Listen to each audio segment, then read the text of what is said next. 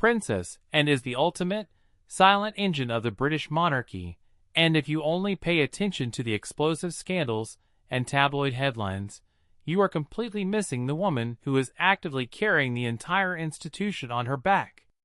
While the rest of the family has spent the last decade navigating massive PR crises, stepping back from duties, or managing their public brands, and has essentially operated like an absolute machine. She consistently logs over 400 official engagements a year, routinely outworking every single member of the family, including the king himself. She does not do glossy magazine covers, and she absolutely does not complain. But right now, as King Charles aggressively shrinks the size of the working royal family, Anne's quiet, unrelenting power is becoming impossible to ignore. And it is creating a massive, unspoken tension with the one woman who took a completely different path to the top, Queen Camilla. Hit that subscribe button, drop a like, and let's expose the silent ideological war currently playing out behind the palace doors. To truly understand how absolutely essential Princess Anne has become, you have to look at a highly calculated, deeply personal move King Charles made right after ascending the throne. Behind closed doors at Balmoral Castle, entirely bypassing standard government committees and political channels, the king personally elevated Anne's husband, Sir Timothy Lawrence, to Knight Grand Cross of the Royal Victorian Order. This is the absolute highest rank within a system entirely controlled by the monarch's personal gift. Sir Timothy has spent 30 years standing 2 steps behind and quietly supporting her grueling schedule without ever demanding a title or the spotlight.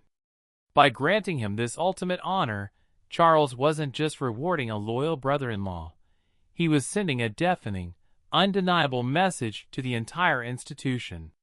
It was the king publicly declaring that the silent, unwavering loyalty of Princess Anne's household is the absolute most valuable currency in his court. This terrifying level of discipline isn't a new development for Anne. It is literally hardwired into her DNA. You have to rewind to the 1970s to understand the absolute steel she is made of. In 1976, she didn't just show up to the Montreal Olympics for a ceremonial photo op. She competed as a legitimate, elite equestrian athlete. 2 years prior, in 1974, her royal limousine was intercepted in London by an armed individual attempting a violent kidnapping. When the gunman ordered her out of the car at gunpoint and reportedly stared him down and delivered the legendary response, "Not bloody likely," she survived a literal assassination attempt and simply went right back to work the next day.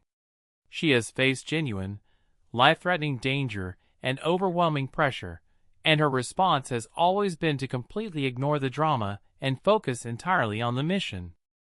But the current, quiet tension between Princess Anne and Queen Camilla actually predates the modern era by decades, stretching back to a highly complicated, shared romantic history that the palace desperately tries to ignore.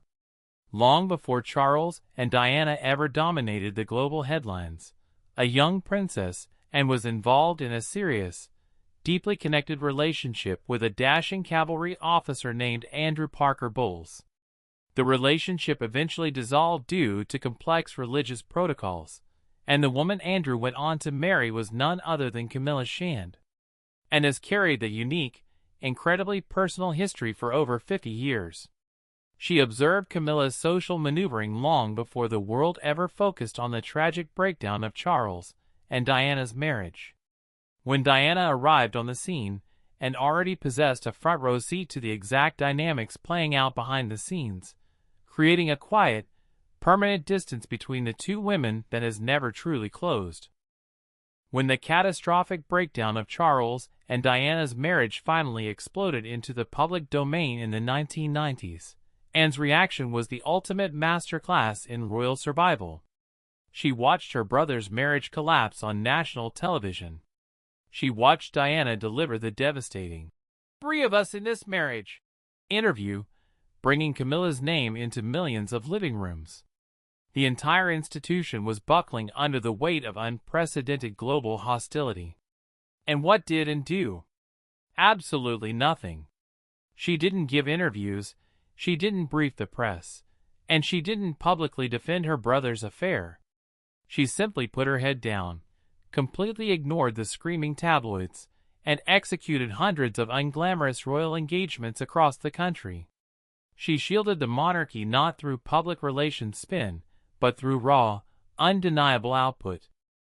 This brings us to the fundamental, ideological clash between the Princess Royal and the Queen Consort.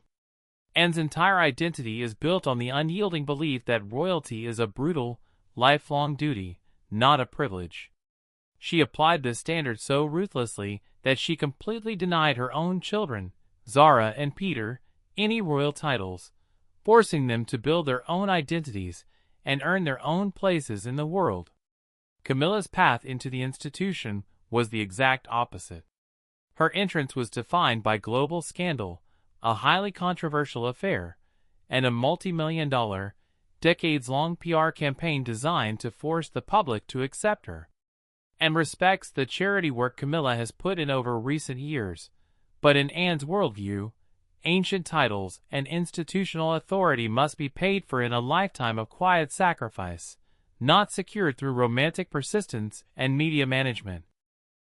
Despite this underlying tension, King Charles has made it abundantly clear exactly who he trusts when the survival of the crown is actually on the line.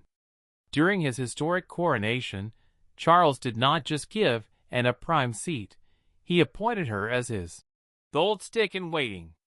This centuries-old, highly significant military role is traditionally reserved for the person the monarch trusts with their absolute personal security. Anne rode on horseback in full military uniform, directly behind the gold state coach, through the streets of London. It was an incredibly powerful, highly symbolic visual. The king was telling the entire world that despite his deep devotion to his wife, his sister is the ultimate, unbreakable shield defending the dynasty. The British monarchy is currently operating on an absolute skeleton crew, managing severe health crisis and public relations nightmares on a daily basis. While other members of the family have chased popularity, demanded titles, or crumbled under the immense weight of public scrutiny, Princess Anne has remained the single, immovable object holding the center together. She isn't the most famous royal, and she certainly isn't the most glamorous. But when the dust settles and the history of this era is written, it won't be defined by the scandals or the tabloid drama. It will be defined by the woman who spent 50 years proving that true royal authority isn't something you marry into. It is something you earn, every single day, without ever asking for a thank you.